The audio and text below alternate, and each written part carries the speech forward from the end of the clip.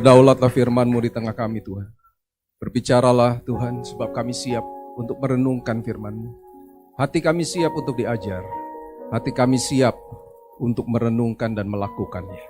Roh Kudus, tolong kami, urapi kami semua. Terpujilah nama-Mu Tuhan. Di dalam nama Yesus, semua yang siap merenungkan, melakukan firman Tuhan, katakan sama-sama. Amin. Tepuk tangan buat Tuhan Yesus. Selamat hari Minggu, Shalom. Sudah kurang lebih 2 tahun, 3 tahun kali ya. Gak ada di sini, puji Tuhan hari ini bisa ketemu lagi. Bapak Ibu Saudara sekalian, tema gereja kita tahun ini apa? Kalau saya sebut MCC, saudara sebut Home for Harvest. MCC, ini adalah tema kita ya. Nah, hari ini kita akan merenungkan firman Tuhan. Sebelum kita merenungkan firman Tuhan, saya mau kita lihat ada satu video buat sebagai dasar kita firman hari ini. Mari kita lihat. Looks like rain again today. Dark clouds gather and fill the sky. Don't know how to talk to you. Just know how to say goodbye. Have you actually got a driver's license?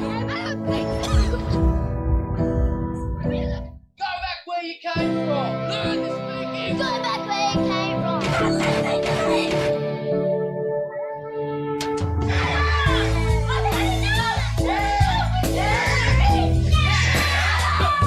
Is that what you think?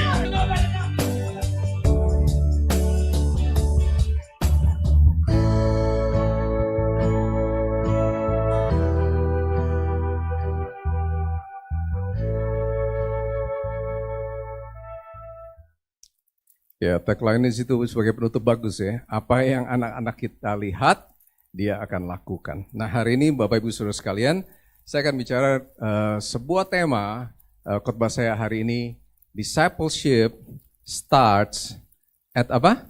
At home. Boleh katakan sama-sama, discipleship starts at home.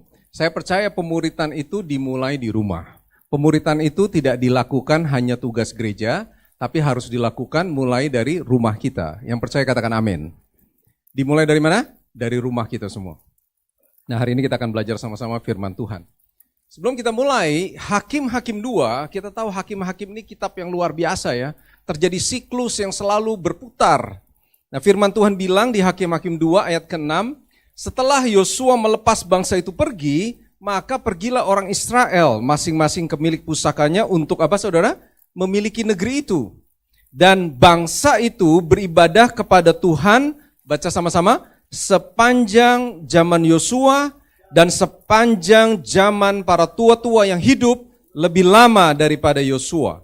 Dan yang telah melihat segenap perbuatan yang besar yang dilakukan Tuhan bagi orang Israel. Kita baca sama-sama 10 dan 11, 2, 3. Setelah kumpulkan kepada nenek moyangnya, bangkitlah sesudah mereka itu angkatan yang lain yang tidak mengenal Tuhan ataupun perbuatan yang dilakukan bagi orang Israel. Lalu orang Israel melakukan apa? Apa yang jahat di mata Tuhan dan mereka beribadah kepada Baal. Bapak Ibu Saudara sekalian, ini adalah tantangan kita para orang tua selalu. Ya, bahwa generasi selanjutnya apakah mereka tetap hidup di dalam takut atau Tuhan atau enggak? Dan itu sudah terjadi dari zaman dahulu, ribuan tahun yang lalu. Bagaimana generasi itu bisa hilang? Ya, kalau generasi di atasnya orang percaya, ya kakek kita orang percaya, orang Kristen, anaknya orang Kristen, belum tentu cucunya hidup di dalam takut akan Tuhan. Saya ini lahir dari keluarga Kristen, oma saya Kristen, ibu saya Kristen, saya lahir Kristen sebagai Kristen, bawaan. Tapi hidup saya dulu sebelum saya kenal Tuhan, hidup saya jauh daripada apa yang menjadi kebenaran firman Tuhan. Orang tua Kristen, takut Tuhan, pelayanan, anak-anaknya belum tentu.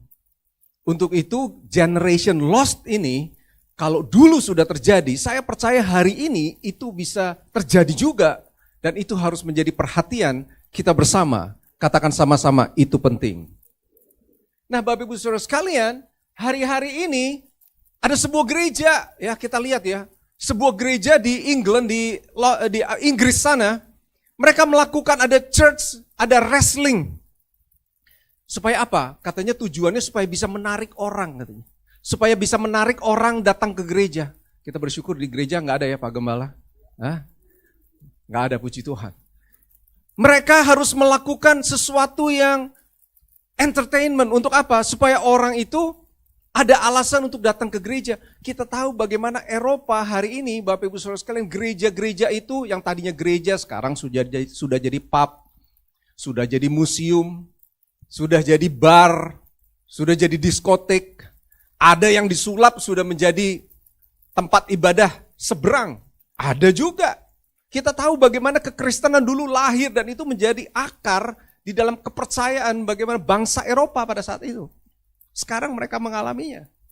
Dan kita tahu semua bendera-bendera kita lihat ya, bendera-bendera di Eropa itu banyak dilatar belakangi oleh salib. Tapi hari-hari ini kita nggak melihat. Gereja di Switzerland, ada sebuah gereja di Switzerland hari ini di confession itu apa? Tempat mengaku dosa itu ya. Dia pakai AI, Yesusnya harus dipakai AI. Jadi nanti kalau dia mengaku, AI-nya bisa ngomong. Dan dilayani hari ini oleh komputer. Gereja di Switzerland. Bapak Ibu Saudara sekalian, kita sedang menghadapi zaman firman Tuhan bilang zaman yang semakin terlelap oleh pada kejahatan. Generasi di atas kita percaya, kalau kita orang percaya, kita bersyukur, tantangannya adalah bagaimana kita bisa raise up generation yang takut akan Tuhan. Itu tugas kita bersama. Katakan sama-sama, amin. Hari ini saya mau share tentang 3 kebenaran. Kalau kita mau belajar tentang discipleship starts at home. Ya, gereja kita tidak akan mungkin bisa menjangkau orang di luar sana kalau tidak dimulai dari rumah. Katakan amin. Makanya kenapa MCC kita akan fokus yang pertama kepada keluarga. Boleh katakan sama-sama keluarga. Di dalam keluarga tentunya ada orang tua, ada ibu dan ayah dan ibu. Ada anak-anak juga, makanya kenapa kita investasi di generasi, investasi parenting project, kita investasi di dalam SEAL, marriage retreat, yang nanti akan ada di tanggal 27 Maret, Bapak Ibu Saudara sekalian, yang belum ikut marriage retreat, atau sudah lama, banyak orang bilang begini, keluarga saya aman-aman aja kok. Kalau saya tanya sama orang beberapa kali kita melayani, saya bersama dengan istri melayani beberapa orang, bagaimana rumah tanggamu? Bagus kok, aman, puji Tuhan. Oh ya, bagus. Ternyata begitu dilayanin, waduh problemnya banyaknya minta ampun. Tiba-tiba ada yang kita layani sudah terlambat. KDM, saya mau lapor, kami mau pisah. Oh ya kenapa? Oh begini panjang ceritanya. Sampai kami layani, kami datang ke pengadilan, kami mediasi. Kalau bisa jangan, nah banyak orang gak sadar. Sehingga akhirnya terlambat. Ketika mau sudah dilayani, biasanya sudah terlambat. Banyak orang tidak menyadari bahwa rumah tangganya ada masalah. Seringkali ketika yang bilang, bagaimana? Puji Tuhan kau baik. Yang begitu tuh yang problem tuh. Kalau dia bilang, wah ya ada beberapa tantangan. Oh ini ada begini-begini. Itu kita layani bisa dengan baik. Karena saudara datang ke dokter, kalau saudara tidak mengakui ada penyakit apa, dokter nggak bisa tebak-tebak. Saudara harus bilang, ya saya ada problem di kepala saya ada problem di perut saya sering sakit. Baru setelah itu dilayani. Sama seperti itulah pentingnya keluarga. Kita harus fokus untuk bisa melayani karena kita tahu pemuritan, kita tahu kebenaran itu dimulai dari rumah tangga kita. Yang setuju katakan amin. Ada 3 kebenaran secara cepat hari ini. Yang pertama, saudara nanti catat ya di dalam saudara punya handout. Ya. Efesus 6, firman Tuhan bilang begini, hai anak-anak, taatilah orang tuamu di dalam Tuhan karena haruslah demikian. Hormatilah ayah dan ibumu, ini adalah suatu perintah yang Yang penting, seperti yang nyata dari janji ini supaya Kamu berbahagia dan panjang umurmu di bumi. Ayat 4 kita baca sama-sama. Dan kamu, bapak-bapak janganlah bangkitkan amarah di dalam hati anak-anakmu, tetapi didiklah mereka di dalam ajaran dan nasihat Tuhan. Kalau kita baca di ayat yang keempat, bapak-bapak janganlah bangkitkan amarah. Banyak kita orang tua fokus di dalam mengajar anak kita, itu baik. Saya katakan, mengajar anak untuk hidup takut akan Tuhan itu baik. Tapi firman Tuhan bilang, sebelum kita mendidik mereka di dalam ajaran dan nasihat Tuhan, yang paling penting, yang pertama adalah jangan bangkitkan, katanya apa? Amarah dalam hidup mereka. Yang pertama, Bapak Ibu Saudara sekalian, kita belajar kebenaran yang pertama, bangun hubungan terlebih dahulu, bukan hukumnya. Banyak kita orang tua, kita fokus di dalam mengajar. Itu baik saya katakan. Mengajar firman Tuhan, mendidik mereka itu bagus. Tapi kalau kita tidak fokus kepada yang namanya hubungan, maka sesungguhnya kita telah gagal mendidik anak-anak kita sebelum kita memulainya. Saya ini dulu dididik, saya punya ayah itu kerasnya minta ampun. Pukul tangan, kaki, pakai alat, dan segala macam itu saya rasakan waktu saya kecil. Dan kalau dulu orang ayah saya, klakson mobil pulang, wah itu saya udah ketakutannya luar biasa. Ayah saya kerasnya minta ampun. Dikit-dikit pokoknya main tangan. Dikit-dikit main tangan. Dan akhirnya bukannya hormat, tapi apa? Takut. Jadi saya melakukan apa yang diperintahkan, itu bukan karena saya menghormati, bukan karena saya mengerti, tapi karena saya takut. Bapak-bapak, ibu-ibu dengarkan ini baik-baik, discipleship starts at home. Fokuslah di dalam membangun relationship yang kuat di dalam hubungan antara orang tua dan anak. Karena dari situlah akan tercipta, dimulai dari hubungan, setelah itu pengajaran bisa masuk. Karena kalau tidak, mereka akan hidup takut, tapi bukan hormat atas orang tua. Dan itu yang saya alami zaman dahulu.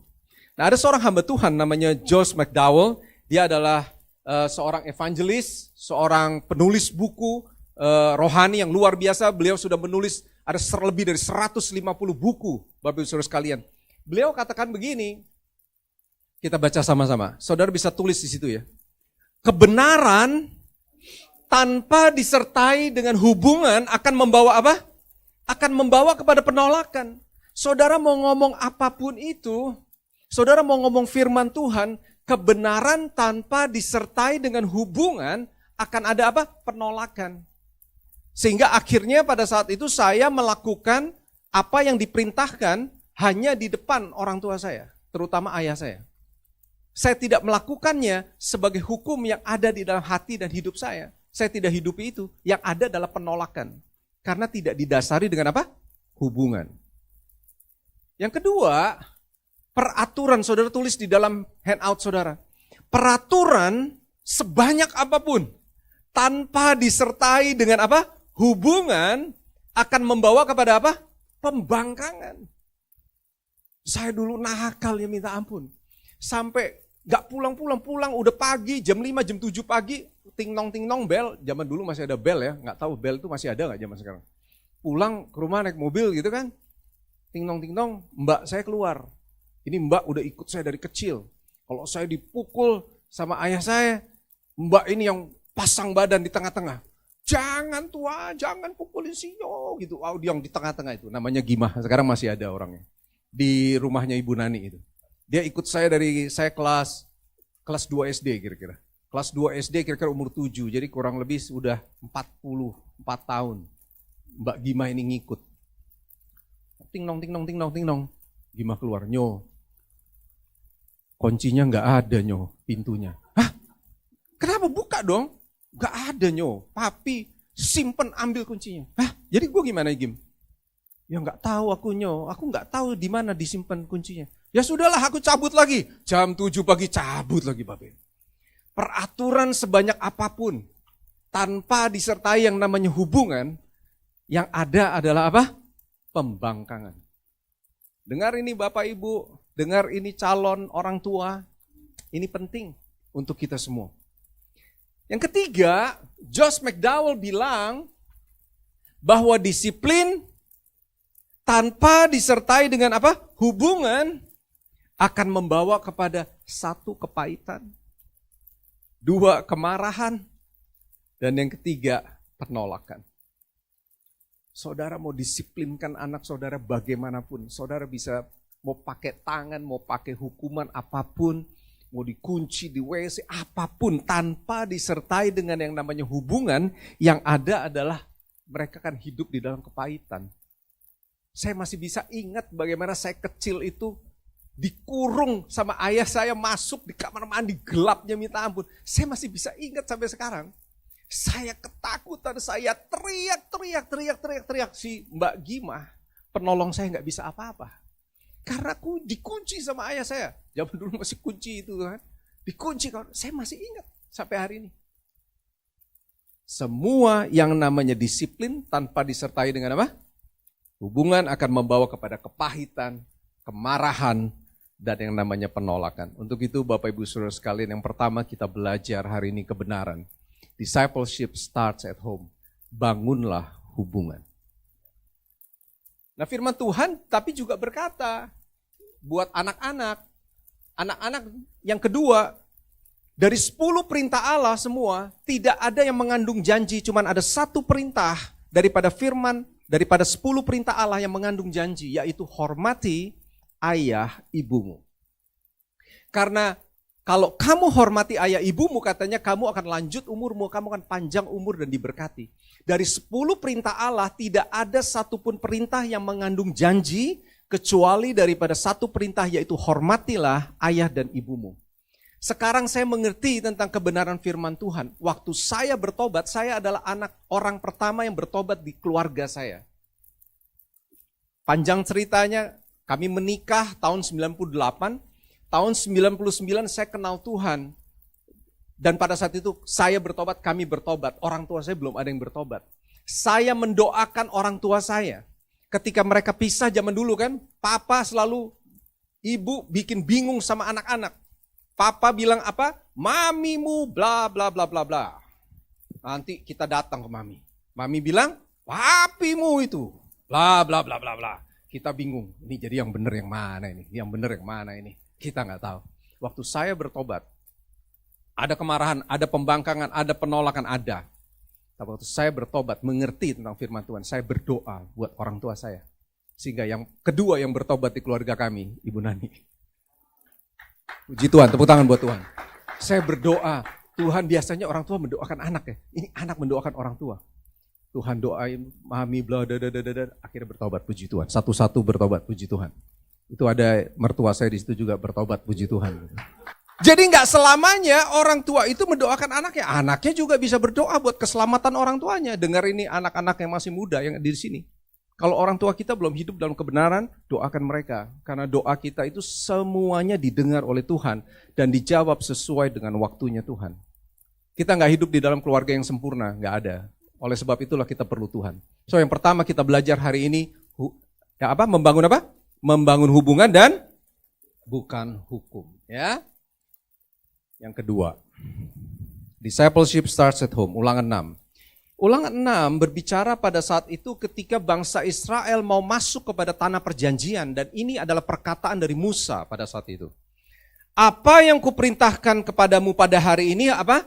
Haruslah engkau perhatikan dan haruslah engkau mengajarkannya berulang-ulang kepada anak-anakmu dan membicarakannya apabila apa? Kamu duduk di rumah, apabila kamu lagi di dalam perjalanan, di luar berarti, apabila kamu lagi berbaring, dan apabila kamu bangun. Bapak Ibu Saudara sekalian, saya percaya ketika Musa bilang, ketika Tuhan mengajar kepada bangsa Israel, kamu harus ajarkan berulang-ulang. Itu bukan berbicara tentang sekedar repetisi. Saya percaya berulang-ulang itu maksudnya adalah kita harus menjadi teladan terlebih dahulu. Karena tidak mungkin orang mengajar berulang-ulang kalau orang tuanya tidak melakukan apa yang diajarkan. Bayangkan Bapak Ibu kalau misalnya kita mengajarkan berulang-ulang, membicarakannya berulang-ulang, lalu anak kita bilang, lu papi aja gak lakukan. Lu mami ngomong terus, harus mengasihi, mengampuni. Nah itu ngomongnya katanya maki-maki orang itu, katanya gak ngampunin, bagaimana? Gak bisa. Zaman dulu kita satu keluarga merokok semuanya. Di rumah kita merokok bersama-sama. Berjemaah. Orang tua merokok, anak merokok. Rumahnya zaman dulu jadi kasino. Jadi kasino itu salah satu membernya ada di belakang juga itu. Jadi pada saat itu, wah rumah itu. Ada yang main poker, ada yang main remi, Ada yang pakai sampai judi koprok juga ada. Kalau saudara ngerti zaman dulu tuh ada kepiting, ada bla bla bla itu. Itu rumah udah kayak kasino, udah asap dan segala macam. Nah orang tua saya bilang, ayo kamu berhenti rokok. Mana bisa berhenti rokok, orang dua-duanya merokok di depan saya. Mengajarkan berulang-ulang tidak akan pernah bisa efisien dan efektif kalau orang tua tidak menjadi teladan dan menghidupinya terlebih dahulu. Bukan seberapa banyak kita membicarakannya, bukan itu maksudnya. Makanya firman Tuhan bilang berulang-ulang diajarkan dan dibicarakan. Nggak mungkin dibicarakan kalau tidak dilakukan. Kalau kita mau anak kita bertutur kata dengan baik, janganlah bertutur kata dengan kasar di hadapan mereka. Nggak akan bisa. Kalau kita, dulu saya, karena orang tua saya hidup, mulutnya kotor, ya anak-anak juga ini kan, terbawa kan. Ini ngomong kotor juga, sampai ketemu firman Tuhan, baru bertobat. Sampai saya baca firman Tuhan. Firman Tuhan bilang, ini pertama kali bertobat, firman Tuhan bilang apa? Bagaimana mungkin dari mulut yang satu keluar kata berkat, dan dari mulut yang sama keluar apa? Kata-kata kutuk. Karena apa yang meluap dari mulutmu, itu asalnya dari mana? Dari hati. Gitu. Waktu saya baca firman Tuhan itu saya bertobat, ini baru pertama kali bertobat itu Tuhan. Saya sudah mulai baca firman, saya sudah mulai melayani, ini tahun 99 dulu. Pertama kali bertobat. Tapi mulut saya masih kotor, saya masih sering maki orang, masih sering ngomong kotor. Saya bilang sama istri saya waktu itu, kita udah menikah, baru bertobat. Kalau kamu dengar, saya mau bertobat nih. Kalau kamu dengar, saya ngomong kotor, tolong ingetin ya. Bapak Ibu Saudara sekalian, apa yang orang tua kita lakukan, kita akan lakukan. What children see, children will do. Banyak orang bilang, saya itu katanya mirip sama ayah saya. Banyak orang bilang katanya, saya kalau cara ngomong, cara bersin saya, emangnya saya berkeinginan mengikuti gitu. Itu ponakan saya Pepi itu, Ompi. Saya dipanggil Ompi kan dulu. Ompi itu kalau bersin, persis sama kayak engkong. Oh ya? Oh begitu ya? Saya pun gak sadar. Apakah dari kecil saya mau perlihatin cara bersinnya bagaimana? Kan enggak. Tapi itu somehow meneladani. Dan saya sekarang, saya kalau lihat ayah saya jalan, ayah saya usia sekarang sudah berapa? 78, 80 ya? 80 tahun. Saya kalau lihat, saya punya istri bilang, kamu itu jalan sama persis sama bapakmu. Cara jalanmu sama. Saya ketemu Oma Betty kalau hari Selasa ibadah di sini, di Kapitol. Pi, ngana ini persis kayak ngana punya papi. Gitu. Oh ya Oma Bet? Oh ya puji Tuhan, berarti aku benar anaknya. Bapak Ibu Saudara sekalian, kita meneladani orang tua kita. Dengar ini baik-baik Bapak Ibu, apa yang kau lakukan, apa yang kau katakan, mereka melihatnya dan mereka akan melakukannya. Untuk itu yang jadilah teladan dan bukan teori. Beberapa waktu yang lalu ini lagi seru nih, 13 Februari lalu, lagi rame di internet, Elon Musk dari bagian yang untuk mengefisienkan pemerintah pada saat itu, dia ngomong di Oval Office di kantornya Donald Trump di sampingnya, dia selalu bawa Little X anaknya. Dan Little X waktu bapaknya Elon Musk lagi ngomong, tiba-tiba si Little X nyamperin Donald Trump di sampingnya dan dia bilang gini, shh, you are not the president, so shut up. Kamu bukan presidennya. Dan itu terdengar di mic.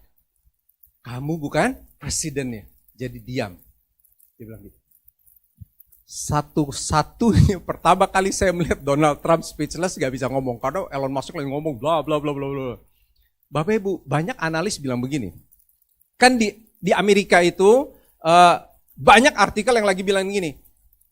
Beberapa kali Donald Trump ditanya, Mr. President, banyak orang bilang yang jadi presiden itu seharusnya, banyak yang bilang yang jadi presiden itu Elon Musk, katanya bukan kamu.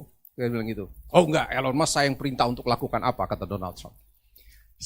Ini banyak analis yang bilang, anak kecil itu, Little X, itu mendengar dan melihat apa yang sering ayahnya katakan Elon Musk, dan itu namanya anak kecil toh, dia datang di sebelahnya presiden, dia bilang, you are not the president. So, shut up. Dan itu terdengar, itu resmi, begitu reporter, begitu banyak. Bapak Ibu Saudara sekalian, apa yang kita lakukan, apa yang kita katakan, anak kita akan tangkap. Dan itu mereka akan lakukan di dunia sana. So, discipleship starts at home. Yang pertama, bangunlah apa? Hubungan. bukan hukum. Yang kedua, jadilah teladan dan bukan teori. Banyak artikel bilang begini kalau bicara tentang parenting. 80% parenting itu berbicara tentang modeling.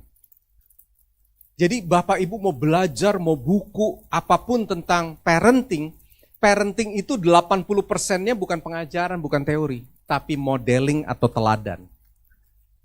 Jadi kalau bagi orang tua yang memiliki anak, hari ini kan penyerahan anak tadi, Michael sama Sifra, puji Tuhan, belajarlah tentang firman Tuhan, jadilah model, jadilah teladan.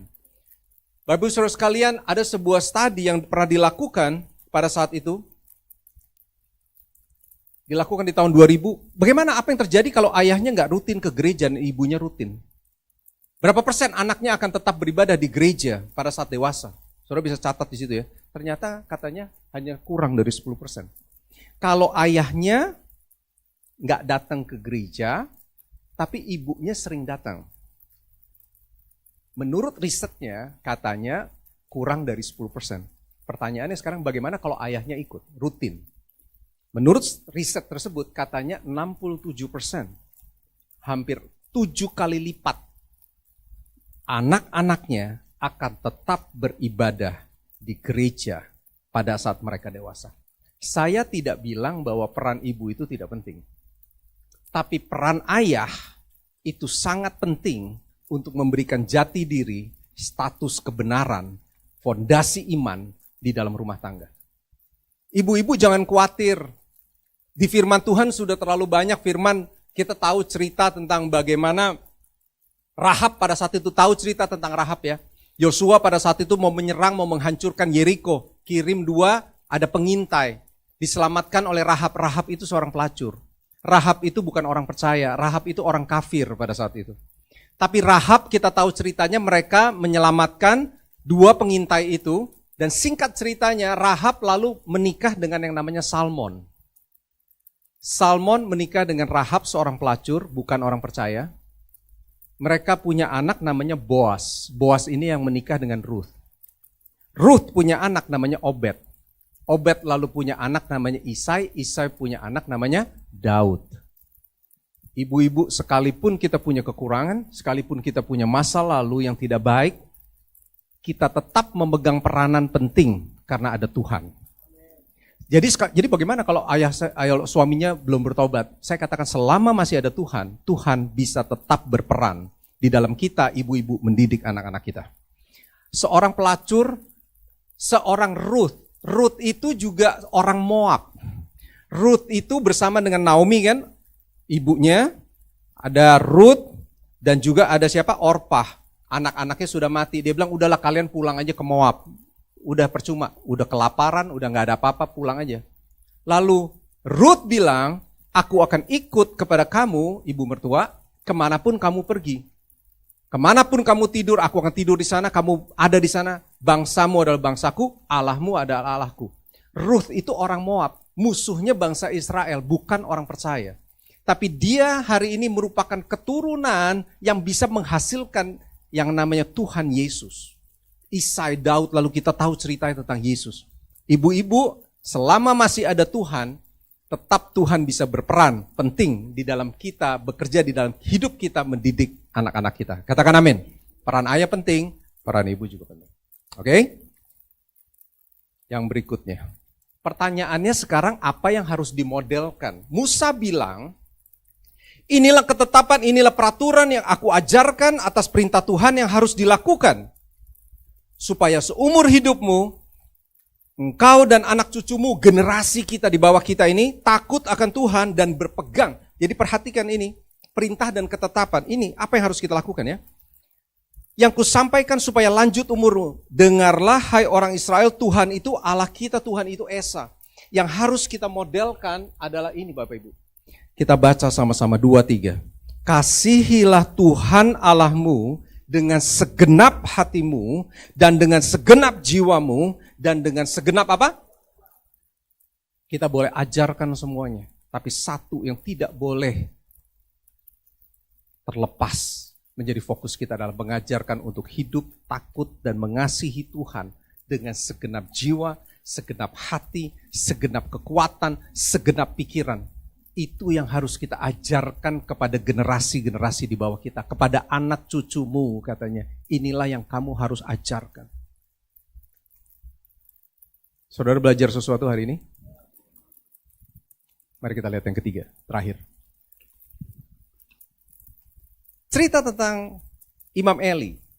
1 Samuel, saya ringkaskan ya, ada yang dari pasal 1, pasal 2, pasal 3. Tapi ringkasannya begini. Di sana yang menjadi imam Tuhan ialah kedua anak Eli, Imam Eli, ada yang namanya Hofni dan Pinehas. Kita tahu ceritanya mereka orang-orang dursila, mereka jadi imam, tapi mereka dursila, akhirnya mereka dibunuh sama Tuhan karena mereka jahat. Di pasal 2, adapun anak-anak laki-laki Eli adalah orang apa? Orang dursila. Mereka tidak apa? Mengindahkan Tuhan. Bahkan firman Tuhan di dalam terjemahan bahasa Inggris katanya mereka nggak mengenal Tuhan. Bukan lagi mengindahkan hormat, tapi mereka nggak kenal Tuhan itu siapa. Jadi mereka menghidupi status sebagai imam hanya sebagai jabatan saja. Oke, yang ketiga. Waktu Samuel kecil datang kepada Imam Eli menyampaikan apa menjadi pesan Tuhan, ini perkataan Samuel pada saat itu. Sebab telah kuberitahukan kepadanya, kepada Imam Eli, bahwa aku akan menghukum keluarganya untuk apa? Selamanya karena dosa yang telah diketahuinya. Ternyata Imam Eli tahu dosa yang dilakukan oleh anak-anaknya. Ya ini bahwa anak-anaknya telah apa?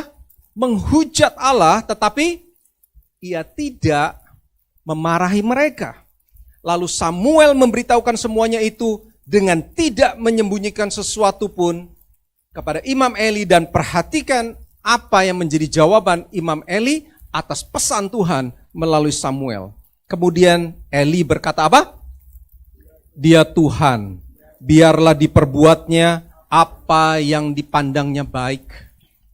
Kalau kita lihat Bapak Ibu Saudara sekalian, Imam Eli tahu apa yang dilakukan oleh anak-anaknya, tetapi dia tidak berbuat sesuatu, tidak bahkan memarahi mereka, sehingga Tuhan hukum habis keluarga. Kita tahu Imam Eli juga akhirnya mati kan? Yang ketiga, proses pemuritan di keluarga adalah proses selamanya, seumur hidup, dan bukan hanya sementara. Banyak orang bilang, kalau sudah dewasa, toh mereka sudah dewasa, mereka akan urus hidup mereka sendiri. Banyak orang tua bilang, kegagalan orang tua adalah, Tuhan tahu apa yang baik buat orang ini, buat anakku, biar Tuhan yang bertanggung jawab mengatur hidup anak-anakku. Gak ada yang salah dengan itu. Tapi peran orang tua harus tetap dilakukan sampai selama-lamanya. Katakan amin. Seberapapun besar anakku, saya udah umur 51 tahun ini. Beberapa tahun lalu, 2 tahun lalu kita pergi ke Bali. Mau berenang. Pagi-pagi berenang, saya lagi agak flu gitu. Ibu Nani lihat saya berenang, Ibu Nani bilang begini, kamu itu udah pilek, ngapain berenang pagi-pagi kedinginan, nanti tambah pilek deh. Dalam hati saya, buset, gue udah umur mau 50 tahun, berenang aja masih diatur gitu. Akhirnya singkat ceritanya Ibu Nani masuk, saya berenang, marah Ibu Nani, kamu dibilangin ini. Oh iya, oke, Mami itu. Maksud saya peran orang tua ya selamanya kan jadi orang tua. Saya nggak bilang harus jadi bawel seperti itu. Nggak apa-apa, direkam juga apa-apa. Tapi yang saya mau bilang adalah tetaplah lakukan peran sebagai orang tua. Jangan serahkan proses kehidupan anak-anak kita ke dalam tangan Tuhan. Karena peran orang tua itu tidak akan pernah bisa digantikan. Dengar ini baik-baik Bapak Ibu Saudara sekalian. Banyak Bapak bilang apa, saya cari uang kan? Urus anak, urusan ibu. Nggak ada itu ayatnya saya baca. Peran orang tua, peran ayah nggak akan bisa digantikan. Sekalipun ayah yang mencari uang. Nggak bisa urusan mendidik itu urusan anak. Saya kenal banyak rumah tangga, anak-anaknya berantakan nggak keruan. Ketika yang menghidupinya akhirnya yang kuatnya justru mendidik ibunya. Saya kenal banyak sekali. Dan itu berantakannya luar biasa. Peran ayah, peran orang tua tidak bisa digantikan. Peran ayah, peran orang tua tidak bisa digantikan sekalipun dengan Tuhan. Mendoakan betul, tapi tetap lakukan peran kita sampai selama-lamanya. Bapak Ibu Saudara sekalian, Discipleship starts at home. Hari ini kita belajar 3 hal. Saya mengundang Imam Worship, boleh naik. Yang pertama, kita harus apa? Bangun hubungan. Hubungan itu penting, jauh daripada perintah, jauh daripada ketetapan. Saudara mau ngomong firman Tuhan, saudara mau ngomong ke gereja, kalau kita nggak pernah ke gereja percuma juga.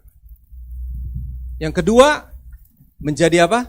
Teladan, mengajarkan berulang-ulang, membicarakan berulang-ulang. Kalau lagi bangun, kalau lagi tidur, kalau lagi di perjalanan, itu penting untuk diajarkan terus-menerus. Tapi harus jadi teladan dulu. Kalau kita tidak lakukan, semuanya percuma. Dan yang ketiga, yang penting adalah kita, discipleship itu berbicara tentang proses selama-lamanya, seumur hidupmu. Dari mulai kecil sampai usia kapanpun. Namanya orang tua tetap harus mendidik. Selama dia menjadi teladan, maka saya percaya generasi kita penting supaya jangan terhilang kan. Karena kalau zaman dulu ribuan tahun lalu, zaman Yosua, hakim-hakim mereka bisa hilang. Hidup takut akan Tuhan ketika mereka lihat perbuatan tangan Tuhan, mereka hidup takut akan Tuhan. Tapi begitu mereka udah gak kenal, udah generasinya udah ganti, mereka hidup menyembah para Baal. Itu terjadi dahulu, itu juga bisa terjadi sekarang. Generasi di bawah kita, anak cucu kita, yang paling penting adalah ajarkan kepada mereka hidup mengasihi Tuhan dengan takut, dengan segenap hati, segenap jiwa, segenap kekuatan. Tuhan itu cuma satu, Allah itu Esa. Itu yang diperintahkan oleh Musa, saya percaya masih relevan sampai dengan saat ini. Supaya anak-anak kita terus hidup takut akan Tuhan. Saya berharap kita belajar sesuatu hari ini. Discipleship starts at home.